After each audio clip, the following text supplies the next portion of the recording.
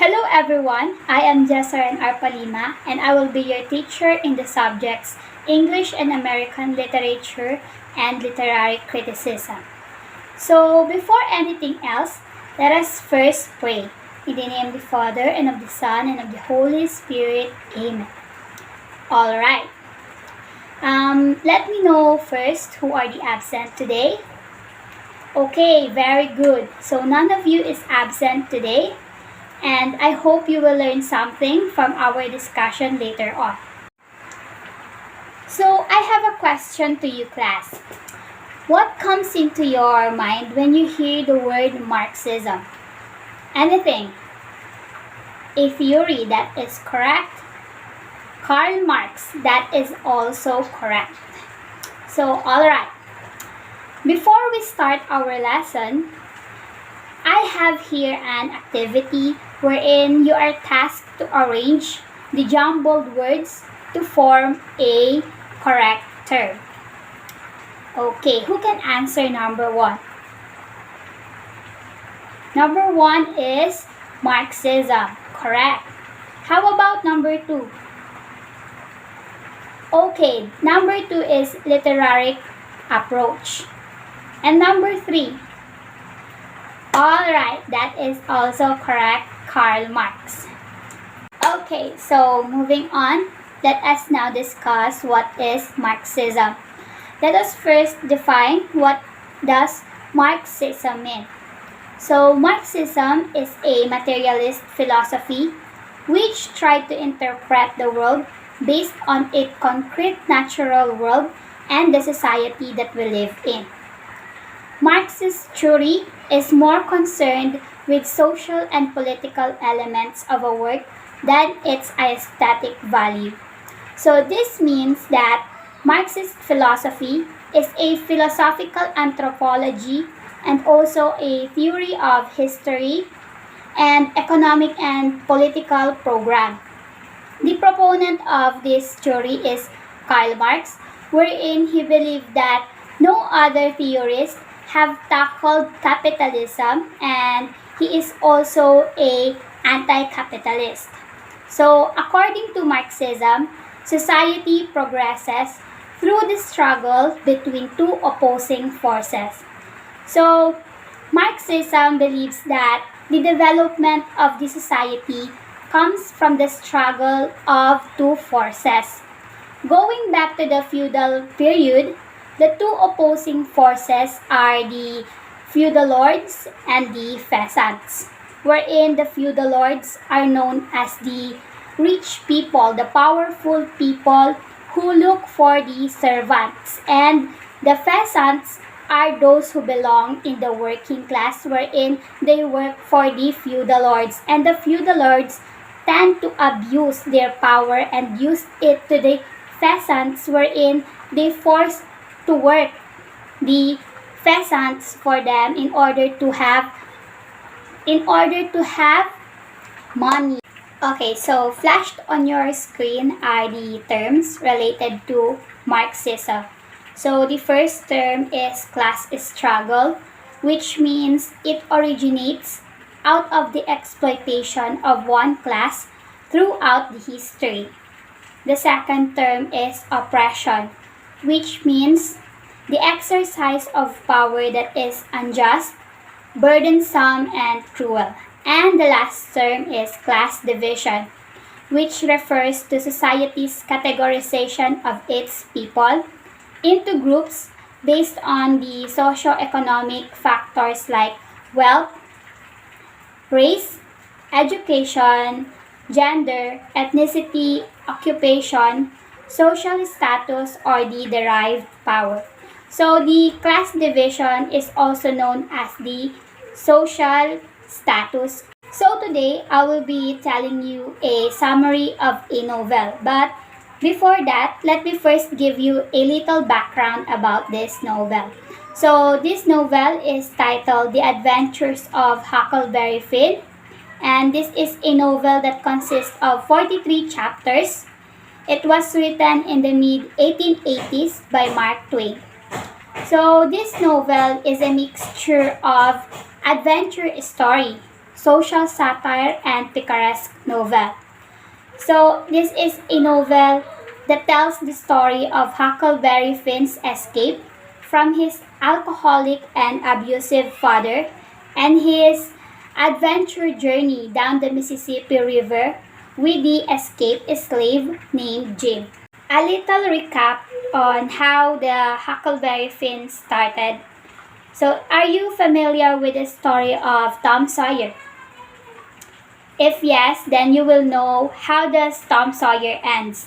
So the adventure of Tom Sawyer ends with Huckleberry Finn and Tom Sawyer finding a large amount of money that a band of robbers had hidden.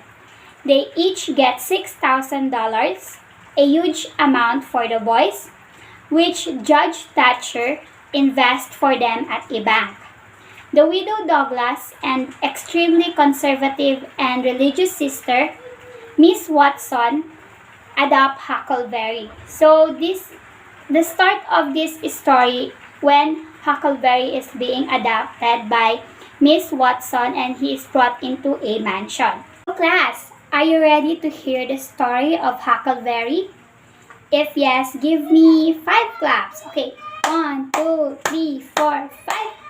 Okay, so please settle down on your seats and listen carefully because I will be asking you a few questions after I read to you the story of Huckleberry. So let us start. Life at the widow's house.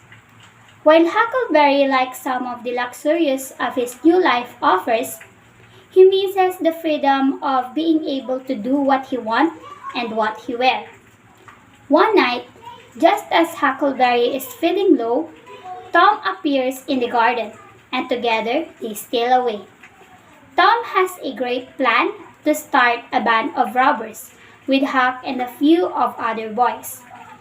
Tom makes each of the boys swear an oath of allegiance, which he has cobbled together from a number of pirate and robber stories he has read. After Huck got home, he saw his alcoholic father waiting for him.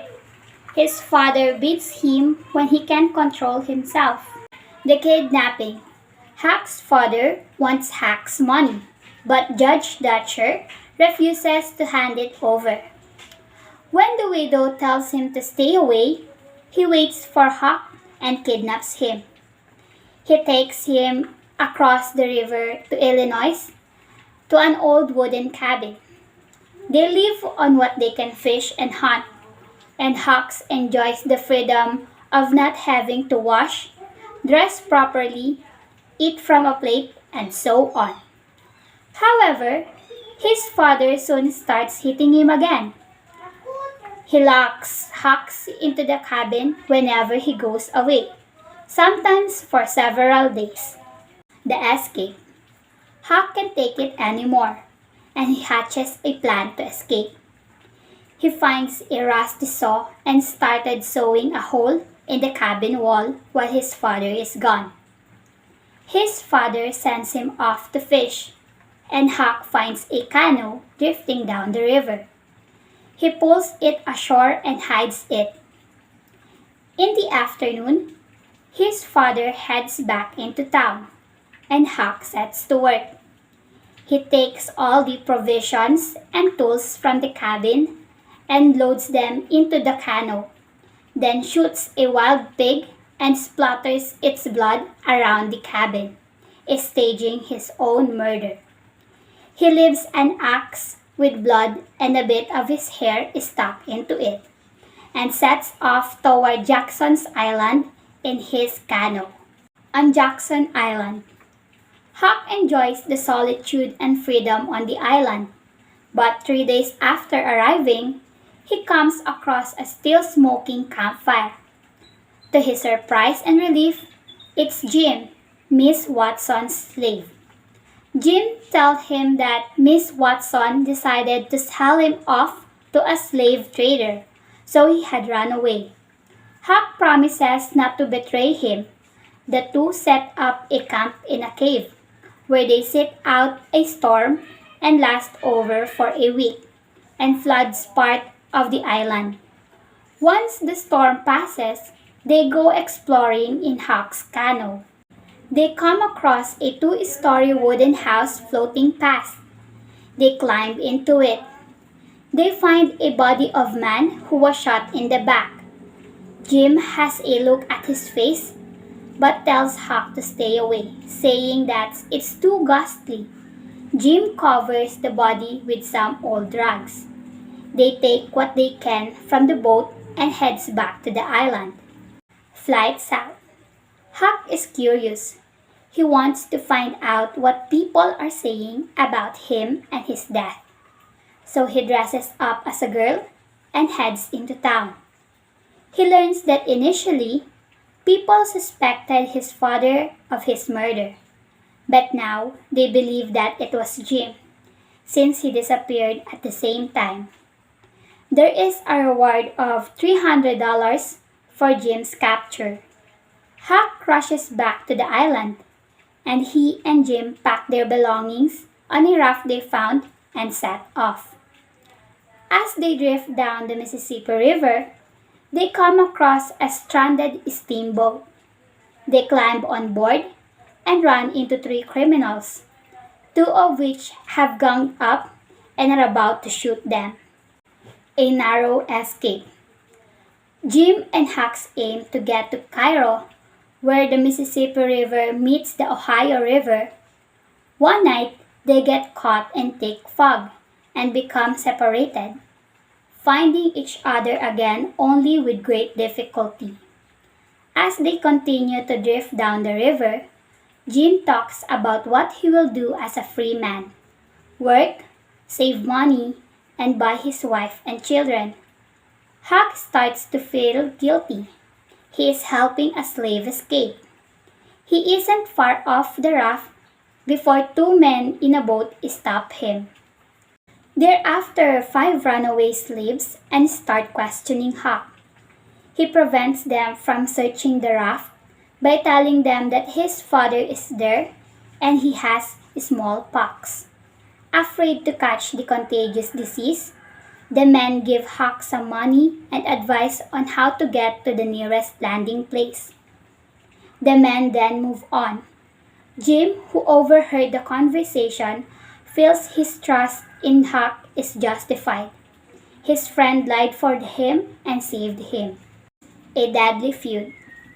Jim and Huck realize that because of the fog, they have drifted past Cairo. To top it all off, a steamboat rams the raft and splits it into two. Huck manages to get to shore, but there is no sign of Jim.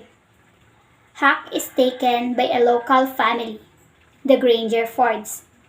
One day, after Huck and the family return from church, Miss Sophie, one of the Granger Ford daughters, asks Huck if he would go back to church to pick up her Bible.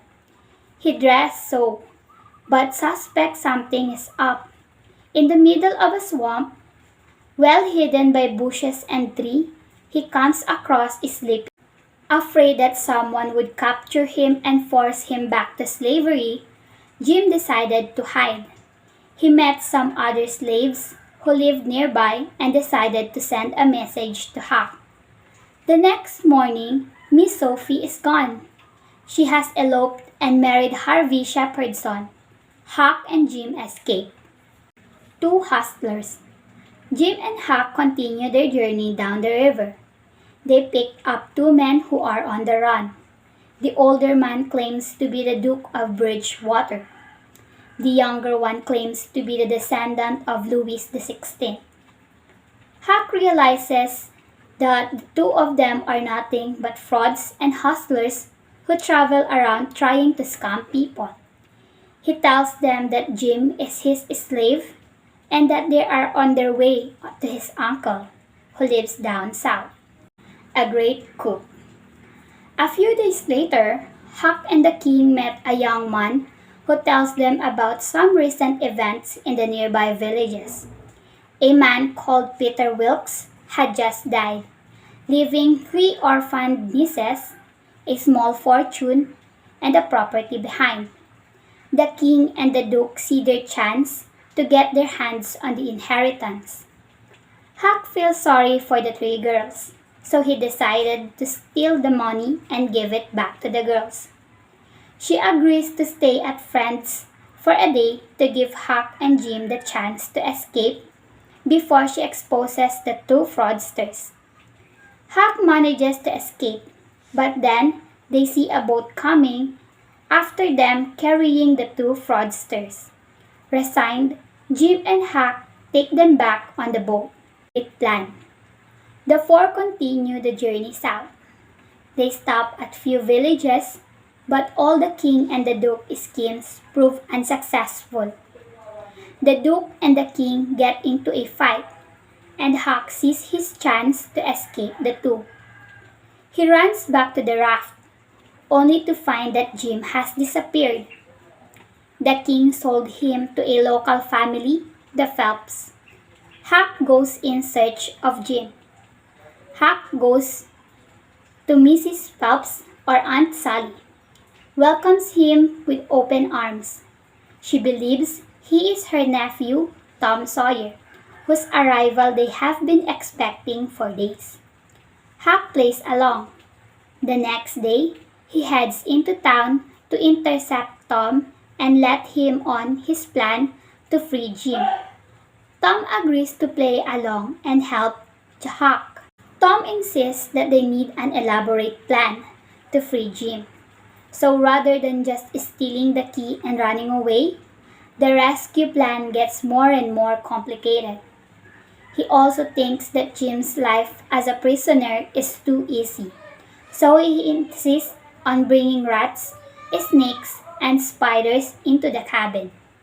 He also asks Jim to write a journal on his own blood on his shirt and to scratch mournful inscription into the walls of the cabin.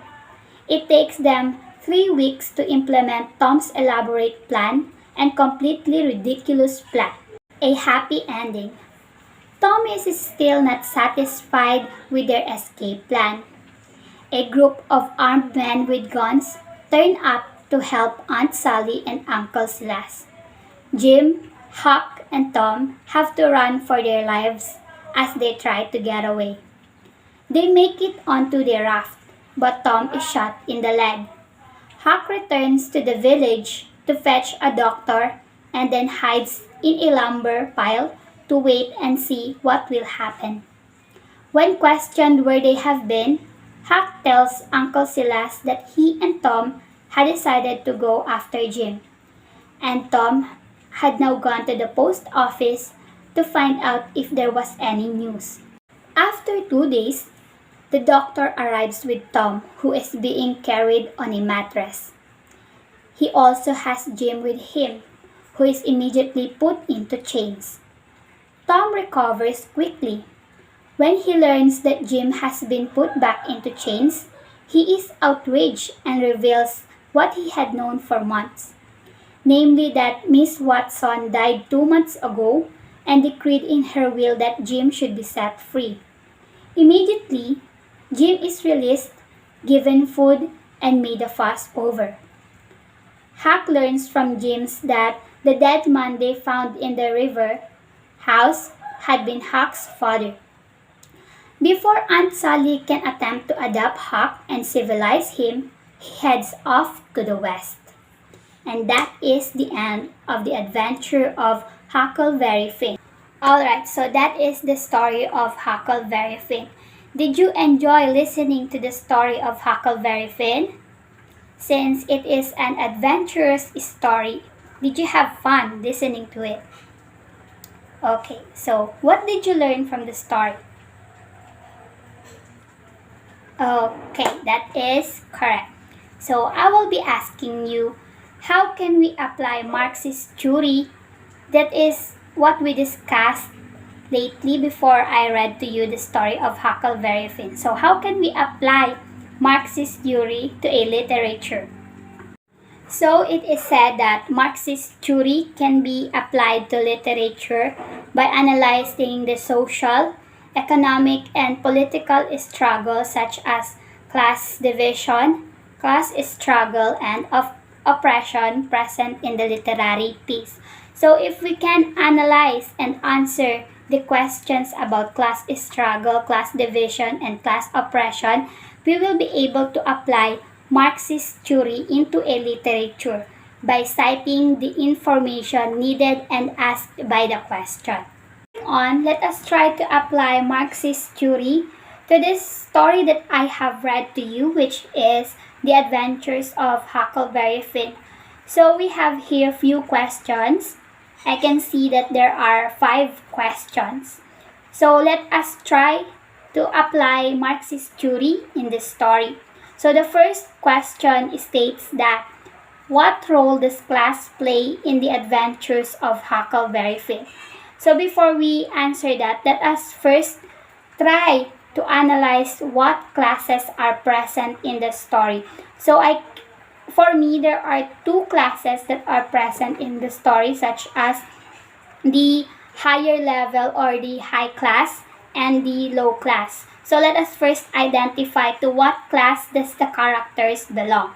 So the characters belong to low class. The main characters rather belong to the main class, wherein they try to break they try to solve a conflict rather in the story, wherein they are trying to be free from those controlling people, and those controlling people can be related to as the high class, such as Miss Douglas or Widow Douglas and Miss Watson's Aunt Sally and Uncle Silas, since they have the power to have slaves.